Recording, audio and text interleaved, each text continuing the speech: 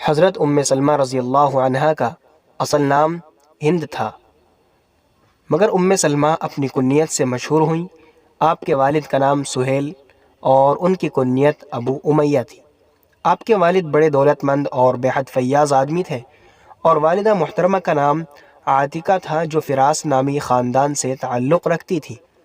حضرت سیدہ سلمہ رضی اللہ عنہا مکہ مکرمہ کے معزز گھرانے میں نہایت ناز و نعمت میں پلی بڑھی تھی۔ آپ بچپن ہی سے صاحب بصیرت اور فطرت شناس تھیں۔ آپ اسلام کے ابتدائی زمانے میں اپنے شوہر عبداللہ ابن الاسد کے ساتھ مسلمانوں کی فہرست میں شامل ہوئیں۔ حضرت خدیجہ رضی اللہ عنہا کے بعد یہ دوسری خاتون تھیں جنہوں نے اسلام کا دامن تھاما۔ آپ نے بھی قریش کی دردناک سزاؤں اور عبرت انگیز تکالیف کا سامنا کیا، مگر کسی قسم کی پست ہمتی یا ہچکچاہٹ سے دوچار نہ ہونے پائیں۔ کفار کے ظلم سے تنگ آ کر 15 افراد کا قافلہ رسول اللہ صلی اللہ علیہ وسلم کے حکم پر اپنے عظیم الشان کاروبار، مکان اور خاندانی شرف و عظمت کو الوداع کہہ کر حبشے کی جانب ہجرت کر گئے۔ حبشہ وہی ملک ہے جس کو آج ایتھوپیا کہا جاتا ہے۔ سلمہ رضی اللہ عنہ فرماتی ہیں کہ ہمیں حبشہ میں خبر ملی کہ مکے کے حالات ٹھیک ہو گئے تو ہم واپس مکے پہنچے، مگر بعد میں معلوم ہوا کہ یہ خبر تو غلط تھی، بلکہ مکے والے تو اور ظلم و ستم ڈھانے پر اتر آئے اور موقع بموقع مسلمانوں کو ظلم کا نشانہ بناتے رہے ہیں۔ ایک مدت تک ظلم و ستم کا یہ سلسلہ چلتا رہا، حتیٰ کہ رسول کریم صلی اللہ علیہ وسلم نے دوبارہ ہجرت کا حکم فرمایا۔ دشمنوں کی جانب سے ہجرت کو روکنے کی کوششیں ہوئیں، رکاوٹیں کھڑی کی گئیں، مگر 83 مرد اور 18 عورتوں پر مشتمل یہ پاک باز اور باہمت انسانوں کا قافلہ غربت و اجنبیت کی زندگی اختیار کرنے کے لیے دشمنوں کا سامنا کرتے ہوئے ہجرت حبشہ میں کامیاب ہو گیا۔ سیدہ سلمہ رضی اللہ عنہا داستان ہجرت بیان کرتی ہوئی فرماتی ہیں کہ ہم حبشہ میں قیام پذیر ہوئے، غمخوار و غمگسار شاہ حبشہ کی ہمسائیگی اور ہمدردی سے مشرف ہوئے، اور بڑے ہی اطمینان سے اللہ سبحانہ و تعالیٰ کی عبادت میں مشغول ہو گئے۔ نہ ہی کسی قسم کی ایذا رسانی ہوتی اور نہ ہی کسی قسم کی مصیبت سے دوچار ہونا پڑتا۔ جب ہمارے امن و امان کی خبر قریش کے کانوں میں پڑی تو انہوں نے باہمی مشوروں سے 2 سفیروں کو قیمتی اور گراں قدر تحفے دے کر بھیجا تاکہ وہ حبشے کے بادشاہ نجاشی کی خدمت میں یہ ہدیے اور تحفے دے کر ہمیں اپنے قبضے میں لے سکے۔ دونوں سفیروں نے سب سے پہلے حبشے کے مذہبی رہنماؤں اور درباریوں کے ساتھ اکیلے ملاقات کی اور انہیں قیمتی تحفے دے کر اپنا ہم نوا بنا لیا، اور انہیں بتایا کہ ہمارے علاقے کے چند احمق لوگ تمہارے علاقے میں آ گئے جنہوں نے اپنے باپ دادا کے دین کو فراموش کر دیا، اور وہ تمہارے دین میں بھی داخل نہیں ہے، بلکہ انہوں نے اپنا ایک نیا دین بنا رکھا ہے جسے نہ ہم جانتے ہیں اور نہ تم، اور ہمیں قریش کے سرداروں نے حبشے کے بادشاہ کے پاس اس لیے بھیجا ہے کہ ہم انہیں یہاں سے واپس مکہ معظمہ لے جائیں۔ تو بس آپ کا یہ کام ہے کہ جب ہم دربار شاہی میں ان کا مطالبہ کریں تو آپ انہیں یہ مشورہ دے دینا کہ ان لوگوں کو مکہ واپس کر دیں، انہیں اپنے بارے میں کچھ کہنے کا موقع بھی نہ دیں۔ تمام مذہبی پیشواؤں نے ان سفیروں کو تسلی دی کہ بے فکر رہو، ہم تمہاری ہی تائید کریں گے۔ دوسرے دن قریشی نمائندوں نے دربار عام میں شاہ حبشہ نجاشی کے سامنے تحائف پیش کیے اور کہنے لگے، بادشاہ سلامت، آپ کے ملک میں کچھ سر پھرے لوگ آ گئے ہیں جو اپنے دین سے پھر گئے ہیں اور آپ کے دین کو بھی تسلیم نہیں کرتے، بلکہ انہوں نے اپنے ایک نئے دین کو اختیار کر رکھا ہے جسے نہ ہم جانتے ہیں اور نہ تم۔ ہمارے قبیلے کے معزز اور سرکردہ لوگوں نے ہمیں انہیں لینے کے لیے بھیجا ہے، ان پر سخت نگاہ رکھی گئی ہے، وہ خود ان سر پھرے لوگوں کو راہ راست پر لے آئیں گے۔ سیدہ سلمہ رضی اللہ عنہا فرماتی ہیں، جیسے ہی قریشی نمائندوں نے اپنی بات مکمل کی، ان کے مذہبی پیشواؤں اور درباریوں نے جو ارد گرد بیٹھے ہوئے تھے فوراً بول پڑے کہ یہ دونوں درست کہہ رہے ہیں، مسلمانوں کو ان کے سپرد کر دینا چاہیے تاکہ یہ اپنی قوم کے ذمہ داروں کے حوالے کر دیں۔ سلمہ رضی اللہ عنہا فرماتی ہیں، ان کے جواب میں نجاشی نے کہا، خدا کی قسم ایسا نہیں ہو سکتا، جنہیں میں نے اپنے ملک میں پناہ دی ہے کیسے میں انہیں ان کی بات سنے بغیر کسی کے حوالے کر سکتا ہوں؟ میں ان سے تفتیش کروں گا کہ یہ سفیر جو کہہ رہے ہیں وہ واقعی سچ ہے۔ اگر وہ ہاں میں جواب دے دیتے ہیں تو انہیں سپرد کر دوں گا، ورنہ اپنے ملک میں انہیں پورا تحفظ دوں گا۔ سلمہ رضی اللہ عنہ فرماتی ہیں کہ شاہ حبشہ نے ہمیں بلوا بھیجا۔ جب نجاشی کا قاصد ہمارے پاس آیا تو ہم سب نے مل کر یہ مشورہ کیا کہ ہم نجاشی کو جو ہمیں معلوم ہے سچ سچ بتا دیں گے، جس کا ہمارے آقا صلی اللہ علیہ وسلم نے ہمیں حکم فرمایا ہے۔ اس کے بعد جو ہوگا دیکھا جائے گا، ہم سچ کہیں گے، سچ کے سوا کچھ نہیں کہیں گے۔ جب صحابہ کرام رضوان اللہ علیہ مجمعین دربار شاہی میں پہنچے تو وہاں پادری بھی موجود تھے جو آسمانی صحیفے کھول کر بیٹھے ہوئے تھے۔ سلمہ رضی اللہ عنہ فرماتی ہیں، شاہ حبشہ نے ہم سے پوچھا، بتاؤ آخر وہ کون سا مذہب اور دین ہے جس کی خاطر تم نے اپنے آبا و اجداد کے دین کو بھی چھوڑ دیا؟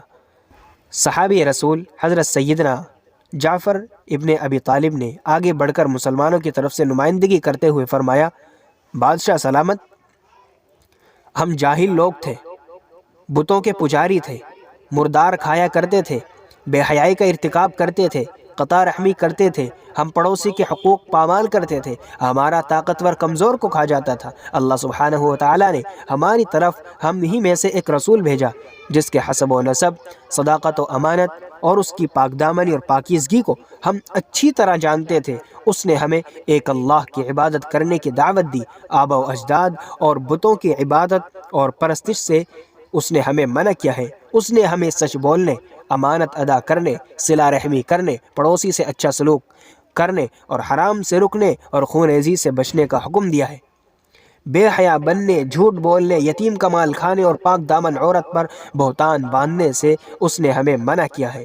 اس نے ہمیں حکم دیا ہے کہ ہم ایک اللہ کی عبادت کریں، اس کے ساتھ کسی کو شریک نہ ٹھہرائیں۔ چنانچہ ہم نے رسول اللہ کی تصدیق کی اور ان پر ایمان لے آئے۔ اب ہم ایک اللہ کی عبادت کرتے ہیں، اس کے ساتھ کسی کو شریک نہیں ٹھہراتے۔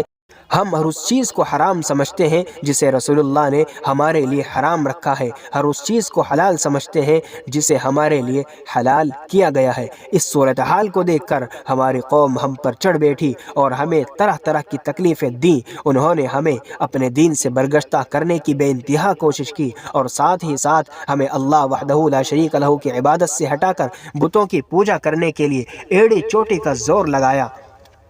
جب ان کا ظلم و ستم حد سے بڑھ گیا تو ہم اپنے نبی کے حکم سے آپ کے مہربان ملک میں ہجرت کر کے آ گئے، اس امید کے ساتھ کہ یہاں امن و امان کے ساتھ ایک اللہ کی عبادت اور اپنے مذہبی احکام کی بجا آوری کر سکیں گے۔ سیدہ سلمہ رضی اللہ عنہ فرماتی ہیں کہ نجاشی نے حضرت جعفر ابن ابو طالب کا اثر انگیز خطاب سن کر کہا، کیا تمہارے پاس اس آسمانی صحیفے کا کچھ حصہ ہے جو تمہارے پاس رسول خدا لے کر آئے؟ حضرت جعفر رضی اللہ عنہ نے جواب دیا کہ ہاں۔ نجاشی کہنے لگا، مجھے پڑھ کر سنائے۔ حضرت جعفر رضی اللہ عنہ نے سورہ مریم کے شروع کی چند آیات دل نشین لہجے میں تلاوت فرمائی اور آیات کلام اللہ سنتے ہی نجاشی کی آنکھوں سے آنسو بہنے لگے۔ تمام پادری اور درباری بھی زار و قطار رونے لگے، یہاں تک کہ ان کے سامنے رکھے ہوئے صحیفے آنسوؤں سے تر ہو گئے۔ اس کے بعد نجاشی نے قریشی نمائندوں سے کہا، تم لوگ واپس چلے جاؤ، خدا کی قسم میں ان لوگوں کو تمہارے حوالے نہیں کر سکتا۔ سلمہ رضی اللہ عنہ فرماتی ہیں کہ دونوں سفیروں میں سے ایک سفیر عبداللہ ابن ابو ربیعہ، وہ ہمارے معاملے میں کچھ نرم تھا، وہ چاہتا تھا کہ ہم بچ جائیں، مگر دوسرے سفیر عمرو ابن عاص کا رویہ بڑا سخت تھا۔ اس نے کہا، میں کل نجاشی کے دربار میں ایسی بات کہوں گا جو ان مسلمان مہاجرین کی جڑیں کاٹ دے گی۔ عبداللہ ابن ابو ربیعہ نے اسے ایسا کرنے سے منع کیا، مگر اس نے اس کی کوئی بات نہیں مانی اور اگلے دن نجاشی کے دربار میں جا کر کہنے لگا، ذرا ان مہاجرین سے حضرت عیسیٰ علیہ السلام کے متعلق تو دریافت کیجئے۔ یہ لوگ حضرت عیسیٰ علیہ السلام کے بارے میں ایک بہت بری بات کہتے ہیں، ان کو خدا کا بندہ قرار دیتے ہیں۔ نجاشی نے مہاجرین کو پھر بلوا بھیجا۔ مسلمانوں کو چونکہ عمرو ابن عاص کی شرارت کا پہلے ہی علم ہو چکا تھا، اس لیے پھر سے جواب دینے کے لیے تیار ہو گئے۔ مسلمان دربار میں پہنچے تو نجاشی نے ان کے سامنے عمر ابن عاص کا سوال دہرایا۔ اس پر حضرت جعفر نے آگے بڑھ کر جواب دیا کہ حضرت عیسیٰ علیہ السلام اللہ کے بندے اور رسول ہیں اور اس کی طرف سے ایک روح ہے جسے اللہ نے کنواری مریم پر القاء فرمایا تھا۔ یہ جواب سن کر نجاشی نے زمین سے ایک تنکا اٹھا کر کہا، خدا کی قسم جو کچھ تم نے کہا ہے عیسیٰ اس سے ایک تنکے برابر بھی زیادہ نہیں تھے۔ نجاشی کی یہ بات سن کر دربار میں موجود پادری بگڑنے لگے، مگر اس نے بھی کہہ دیا کہ تم چاہے بگڑو مگر حقیقت میں بات یہی ہے۔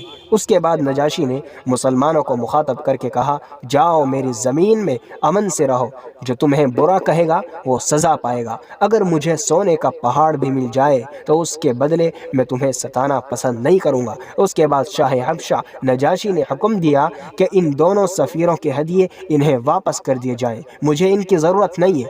اللہ نے جب میرا ملک مجھے واپس دلوایا تھا تو کوئی رشوت نہیں لی تھی جو میں آج اللہ کے معاملے میں رشوت لوں۔ سلمہ رضی اللہ عنہ فرماتی ہیں کہ ان کے ہدیے تحفے واپس کر دیے گئے، یعنی ان کے منہ پر مار دیے گئے، اور وہ دربار شاہی سے ذلیل و خوار ہو کر ہی نکلے، اور ہمیں نجاشی کی صورت میں بہترین معین و مددگار حاصل ہوا۔ حبشہ ہی میں حضرت ہند یعنی سلمہ رضی اللہ عنہ کے ہاں حضرت سلمہ کی ولادت ہوئی۔ انہی کے نام پر والدہ کا نام سلمہ اور والد کا نام ابو سلمہ اتنا مشہور ہو گیا کہ دونوں کے اصل نام کہیں غائب ہو گئے، بھلا دیے گئے۔ کچھ عرصے کے بعد حضرت سلمہ رضی اللہ عنہ اور آپ کے شوہر واپس مکے آ گئے۔ پھر مکے سے جب مدینے کی جانب ہجرت ہوئی تو سب سے پہلے آپ کے شوہر ابو سلمہ مدینے کی طرف ہجرت کی نیت سے چل دیے۔ اپنے شوہر کے ساتھ سلمہ رضی اللہ عنہ بھی چل دی۔ سلمہ رضی اللہ عنہ کی قوم کے لوگوں نے جب انہیں جاتے ہوئے دیکھا تو انہیں زبردستی روک لیا، اور آپ کے شوہر ابو سلمہ کے خاندان والوں نے حضرت سلمہ رضی اللہ عنہ سے ان کا بیٹا لے لیا اور اپنے پاس رکھ لیا۔ اس طرح ماں، بیٹے اور والد تینوں الگ ہو گئے۔ سلمہ رضی اللہ عنہ فرماتی ہیں کہ پل بھر میں ہمارے درمیان جدائی ہو گئی۔ اس کے بعد میرا یہ معمول بن گیا کہ میں روزانہ صبح سویرے ابطح نامی ایک مقام پر چلی جاتی اور سارا دن ٹیلے پر بیٹھ کر گریہ وزاری کرتی رہتی تھی۔ جدا ہو کے بھی تو مجھ میں کہیں باقی ہے، پلکوں میں بن کے آنسو تیری یاد آتی ہے۔ ایک دن بنو مغیرہ کے ایک شخص نے انہیں اس حال میں اور اس بری حالت میں اور گریہ وزاری کرتے ہوئے دیکھا۔ انہیں ان کے حال پر رحم آیا، چنانچہ اس نے ان کے والدین اور خاندان والوں سے بات کی، انہیں سمجھایا۔ بالآخر انہیں اپنے شوہر کے پاس جانے کی اجازت مل گئی۔ سلمہ رضی اللہ عنہ اپنے بیٹے کو ان کے خاندان والوں سے لے کر تنے تنہا مدینے کی جانب چل پڑی۔ کچھ راستہ طے کرنے کے بعد عثمان ابن طلحہ جو کہ اس وقت مسلمان نہیں ہوئے تھے مگر وہ رحم دل تھے، انہوں نے دیکھا تو معلوم کیا کہ وہ کہاں جا رہی ہیں، کس کے ساتھ جا رہی ہیں۔ یہ ضروری باتیں پوچھنے کے بعد کہنے لگے، خدا کی قسم میں تمہیں مدینہ منورہ پہنچا کر ہی دم لوں گا۔ چنانچہ وہ پورے راستے اونٹ کی نکیل تھامے چلتے رہے۔ حضرت سلمہ رضی اللہ عنہ فرماتی ہیں جب کہیں پڑاؤ ہوتا تو وہ کسی درخت کی اوٹ میں جاتے اور چلتے وقت اونٹ کو تازہ دم کر کے لے آتے۔ غرض یوں ہی چلتے چلاتے ہم قبا کی بستی کے قریب پہنچ گئے تو عثمان ابن طلحہ نے مجھ سے کہا کہ تمہارے خاوند ابو سلمہ اس بستی میں رہتے ہیں، ان کے پاس چلی جاؤ، اللہ تمہیں برکت دے۔ حضرت سلمہ فرماتی ہیں میں نے عثمان جیسا معزز، شریف الطبع اور ساتھ دینے والا آدمی نہیں دیکھا۔ جب آپ قبا پہنچی تو کسی کو یقین نہیں آیا کہ آپ ابو امیہ کی بیٹی ہیں، کیونکہ ایک تو وہ شریف عورتوں میں سے تھی جو باہر نکلنے کی ہمت بھی نہیں کر سکتی تھی، پھر یہ کہ ایک عورت اور اتنا لمبا سفر وہ بھی تنے تنہا کیسے کر سکتی ہے۔ وہاں سے لوگوں نے اپنے گھر خط بھجوائے تو معلوم ہوا کہ یہ بنو امیہ کی بیٹی ہی ہے۔ وہاں آپ کی بڑے عزت اور تعظیم کی گئی۔ آپ کے شوہر حضرت ابو سلمہ وہ شیر خدا ہیں جو شروع ہی سے باطل کے لیے ایک چمکتی تلوار رہے، جو باطل پرستوں کے مارکے میں اپنی شجاعت و جواں مردی سے کھلبلی مچا دیتے تھے۔ چنانچہ جنگ احد میں جب وہ کفار کے صفوں میں تباہی مچا رہے تھے، ایک زہریلا تیر آپ کے بازو میں لگا جس کا تقریباً 1 مہینے علاج ہوتا رہا۔ ظاہراً تو درست ہو گیا مگر اندرونی زخم باقی رہ گیا۔ بالآخر کچھ ماہ کے بعد ایک مہم سے واپس آنے کے بعد آپ کا وہ زخم کھل گیا اور آپ نے اسی حالت میں شہادت کو گلے لگا لیا۔ آخری وقت یہ دعا پڑھ رہے تھے، الہی میرے کنبے کی اچھی طرح نگہداشت فرمانا۔ حضرت سلمہ رضی اللہ عنہ شوہر کے انتقال کے غم میں ایسی نڈھال ہوئیں کہ دل میں یہ ارادہ کر لیا کہ اب میں ایسا روں گی کہ لوگ یاد رکھیں گے، اور اپنے آپ کو اس کے لیے تیار بھی کر لیا۔ ایک عورت جو ان کے غم میں اور رونے میں شریک ہونے آ رہی تھی، راستے میں حضور سے ملاقات ہو گئی۔ حضور کو معلوم ہوا تو آپ نے متنبہ کیا کہ ایسے عمل کی اسلام میں کوئی گنجائش نہیں ہے۔ سلمہ رضی اللہ عنہ کو حضور کی اس بات کا علم ہوا تو وہ رونے سے رک گئیں۔ حضور ابو سلمہ رضی اللہ عنہ کے پاس تشریف لے گئے تو ان کی آنکھیں کھلی ہوئی تھیں۔ آپ نے وہ آنکھیں بند کی اور فرمانے لگے، جب انسان کی روح قبض کی جاتی ہے تو نگاہ اس کا پیچھا کرتی ہے۔ یہ سن کر اہل خانہ دہاڑے مار مار کر رونے لگے۔ آپ نے فرمایا، خیر و بھلائی کی دعائیں مانگو، جو تم مانگو گے فرشتے اس پر آمین کہیں گے۔ پھر آپ نے بھی ان کے لیے مغفرت اور بلندی درجات کی دعائیں فرمائی۔ حضور نے خود ان کی نماز جنازہ پڑھائی، اس میں 9 تکبیریں کہیں۔ بعد میں عرض کیا گیا، یا رسول اللہ 9 تکبیریں کیوں کہیں؟ فرمانے لگے رسول خدا صلی اللہ علیہ وسلم کہ ابو سلمہ تو 1000 تکبیروں کے مستحق تھے۔